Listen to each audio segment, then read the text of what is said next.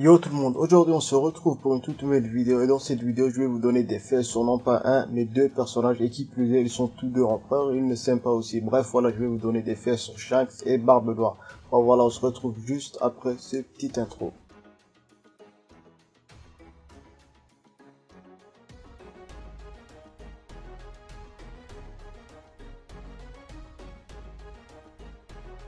Shanks est le seul personnage jusqu'à présent qui peut utiliser son acquis des rois pour détruire tous les objets qui sont à côté de lui.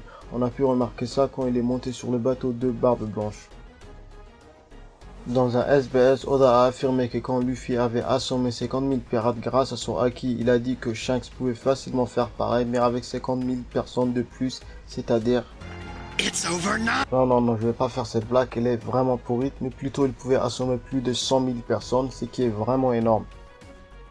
Shanks est le premier pirate qui apparaît dans le manga, mais pas dans l'anime vu que sa première apparition dans l'anime était à l'épisode 4, mais dans le manga il apparaît au premier chapitre avec son équipage. On a l'impression que Shanks fait vraiment peur à tout le monde, que ce soit les pirates comme les marines vu qu'il a arrêté la guerre avec des mots sans même se battre contre quelqu'un. La seule personne qui n'avait pas peur de lui c'était Barbe Blanche, il a même réussi à arrêter Kaido, bon on sait pas comment il a fait mais perso... Après ça reste mon avis, je ne pense pas que voilà il a pu arrêter Kaido à lui tout seul. Après voilà, on sait pas, mais on verra dans les prochains chapitres. Si on exclut tous les flashbacks de Shanks, il n'apparaît que 6 fois pour plus de 800 chapitres. On est bien d'accord que voilà c'est pas suffisant pour un personnage comme lui. Même si Shanks n'apparaît que 6 fois dans le manga, on a pu constater que voilà il pouvait utiliser toutes les formes d'acquis, que ce soit l'acquis de l'armement, l'acquis des rois ou bien même l'acquis de l'observation. Maintenant, on va passer à Barbe Noire, aka le mec le plus intelligent et débrouillard dans One Piece. Barbe Noire est le seul personnage dans One Piece qui possède deux fruits du démon, le fruit du démon de Barbe Blanche et le fruit du démon des ténèbres. Et il y en a même qui disent que voilà, il possède un troisième fruit du démon, mais ça reste qu'une théorie.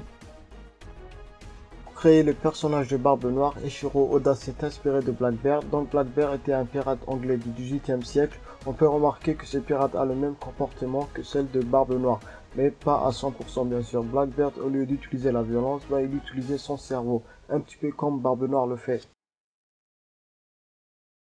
Dans le SBS volume 63, Oda a dessiné tous les Shichibukai en version d'enfant. On peut voir Barbe Noire avec une cape de baseball et avec une chemise avec de longues manches. Je sais pas pour vous, mais j'ai vraiment l'impression que son passé est assez sombre quand je regarde cette photo. Barbe Noire est responsable de la mort des deux de ses coéquipiers, dont un où il a tué directement pour lui voler son fruit du démon et le deuxième c'est Ace, même s'il l'a pas tué, mais c'est à cause de lui qu'il s'est fait tuer. Un an après la mort de Barbe Blanche, Marco et ses potos décident d'attaquer Barbe Noire. Barbe Noire réussit quand même à gagner et c'est l'une des raisons qui lui a valu le titre d'empereur. Bon voilà pour cette vidéo, j'espère que cette vidéo vous a plu. Si c'est le cas, n'oubliez pas de lâcher un petit pouce bleu et de t'abonner à cette chaîne. Sur ce, les Nakama, ciao.